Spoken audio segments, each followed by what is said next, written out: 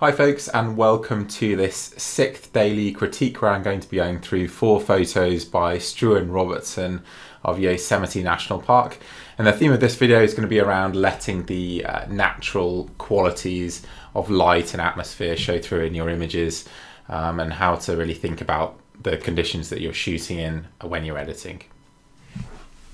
So these are those 4 images, and we're actually going to focus on this image in particular in this video. But before we do, let's go through the lot in Photoshop. So we'll start with this one. I'll just grab my red brush quickly. It's a good shot in terms of atmospherics. It gives you the sense of this heavy snowfall, maybe a wet snowfall based on the angle that the snow is taking here, and quite a cool white balance has been chosen, which does add to that atmosphere. It feels miserable as opposed to beautiful, which maybe was Struan's intent. The difficulty I have with it really is twofold. Firstly, the tree here is a very strong focal point potentially because it's breaking this effective horizon here, and clearly standing out above the trees here, so it becomes quite a strong focal point, but it also blends into the background in this area, so it lacks the kind of separation I think I'd want to see from a subject. And secondly, the top portion of the image here just feels unresolved, this kind of shape coming up here and the way these trees just come close to the top of the frame.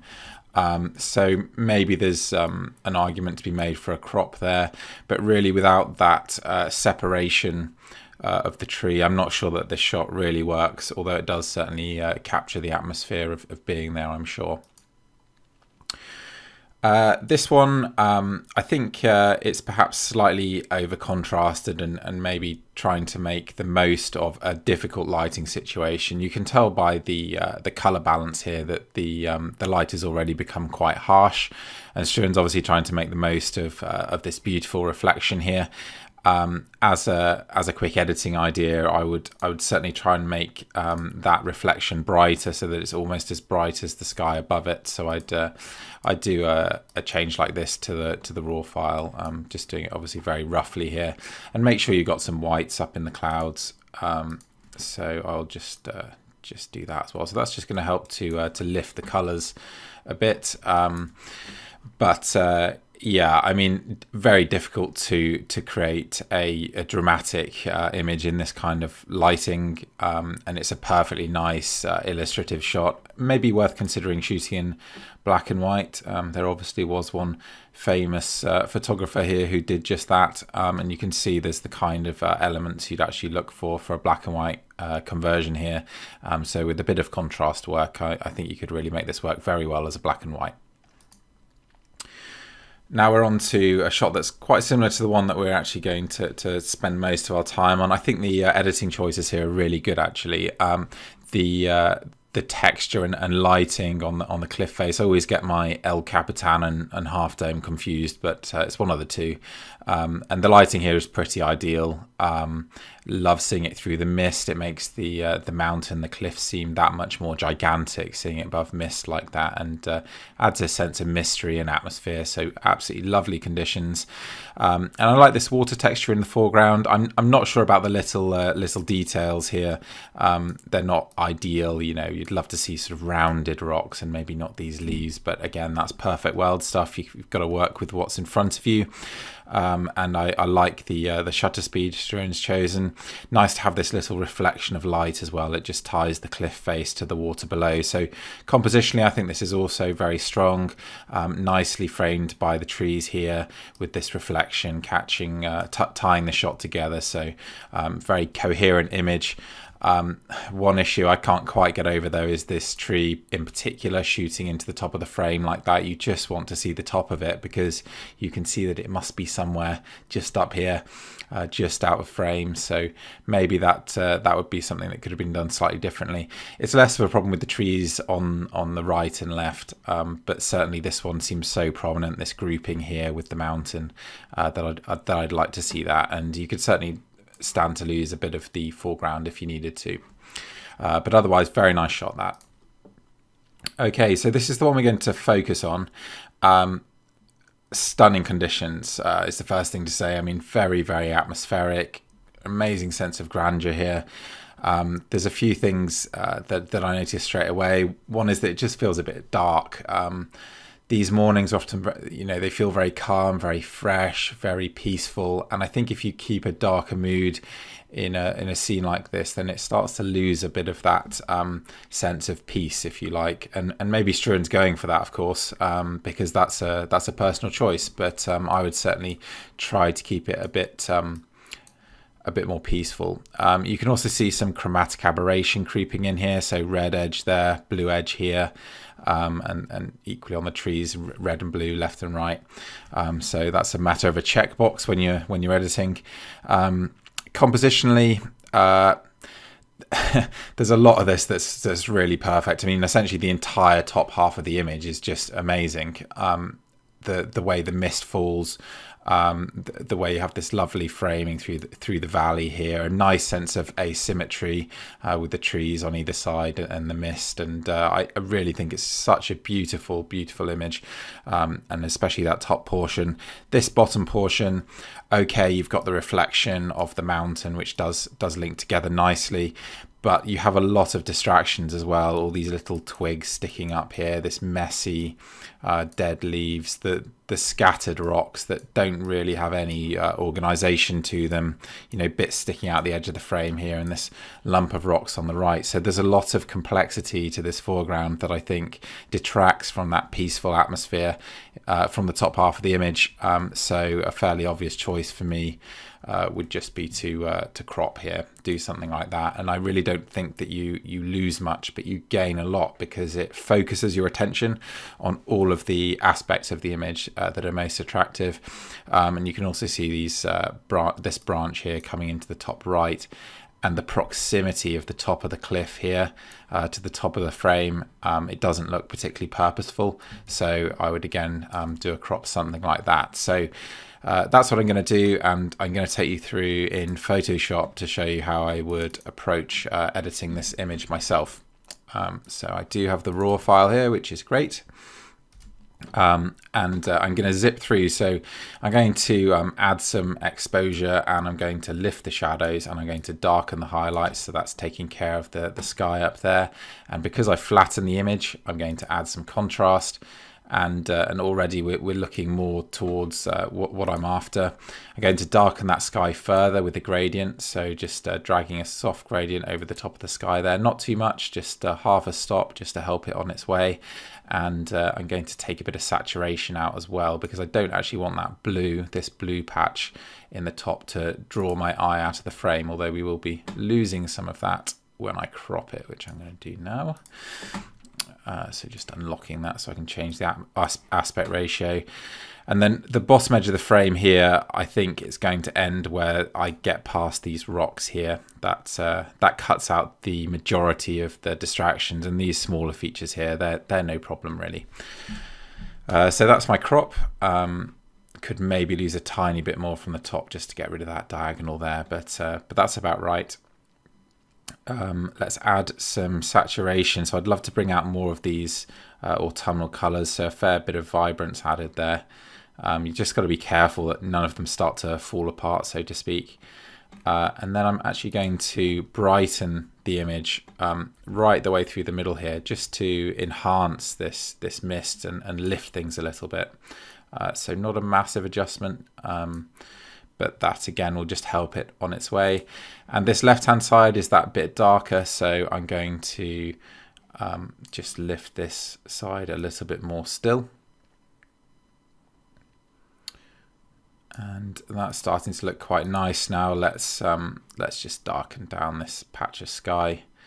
So each one of these adjustments, I'm actually making a fairly small change, but just to help each area of the image on its way, gradually building these adjustments, and by the end you've made quite a significant change. So let's lift that once more actually. Just tiny adjustments here and there. That's now looking pretty good, but one thing is really distracting me, and that is this tree here, which I think is shooting out the top of a closer autumnal tree. So that's obviously natural there, but it's really quite distracting. So I think we're going to address that. But before we do, let's just check that chromatic aberration box to magically make our fringing disappear here. He says, yeah, there it goes. Now, this you can deal with in a number of ways. I think let's try it the clever way and just do a selective color type thing. Some people might be inclined to use luminosity masks. I never really use those myself, but I'm going to just create a curves adjustment layer here and brighten, and then I'm going to go select color range, and I'm going to shift click in these areas here and turn the fuzziness right down, and hopefully it's starting to affect the tones in the back there. So I was hoping that I could get a nice selection that would actually blend in fairly well. Maybe with some practice you could, but that doesn't look like it's going to work for me. So I'm going to fill black, and then I'm going to paint in manually. So if you're going to paint a mask like this yourself, I'd suggest using a soft edged brush, and I'm using shortcuts to do that, which I'm not going to explain right now. And then turn the opacity right down. You can use the number keys. So a 2 would put it at 20%, for example. And we're just going to gradually build this correction. So I'm just clicking multiple times, not being particularly precise, changing the brush size with the bracket keys. And I'm just making sure that this doesn't stand out to quite the extent that it is at the moment. So you can actually be fairly quick and loose with this as long as you're staying within the areas and as long as you're building it gradually. It actually doesn't take that long, whereas sometimes when you create masks, you actually you create an effect which is a lot more obvious, creates more artifacts because of the edges associated with selections. No doubt some luminosity masking master would be able to tell me that I'm doing this all wrong here, but let me tell you, it's a very simple approach, and it works very well. Yeah, so I think we'll stop there. So what I haven't done is brighten that area to the extent that it's as bright as the rest of the tree, but you can see just how much I've reduced that as a distraction in the image. And then I'll do some final adjustments here. So make sure that I have white points. Yeah, so we're already clipping the cloud here actually. So maybe a more careful edit in Lightroom, we could have retained those details. I'm going to do my usual trick of just darkening the sky a bit further. So gradient tool, and yeah, just holding that in. So you can start to see now that that highlight is actually a bit too bright. So I should have been more careful when I was in Lightroom, but I'm trying to go relatively fast here. And then finally, let's add some saturation again. So actually, I don't generally go mad with saturation at all. In fact, it's very rare that I will add saturation in Photoshop. But in this case I will, and I'm going to paint it in just locally to bring out some of these autumnal colours. So I'm actually going to use 50% brush here. So press the 5 key there, and I'm just going to build that saturation again, just in the areas that I'd really like to see it, maybe a bit in here as well. Bring out some of those reds and oranges. And finally, let's do a lift. Try and set a white point just in the mist here. So I'm just looking at what's happening amongst those trees. So that's brightening it there. And then I'm going to drag a gradient through here. So I'm making sure that it doesn't affect the sky. And then finally, I'm going to paint away that effect on the brightest reflection here, because we don't want to make that any brighter than it already is.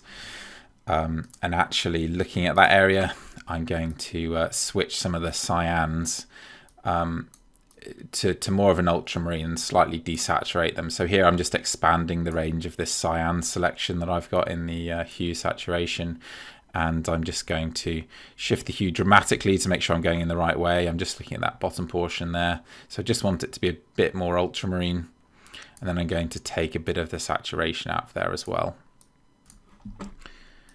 And then finally just do the mask to make sure it doesn't affect the sky in the top portion of the image. So just shifting that from cyan to blue there makes it less of a distraction. And I think that's roundabout where I would leave it. Maybe just lift this left-hand side as a final adjustment, just because that's very, very dark in there.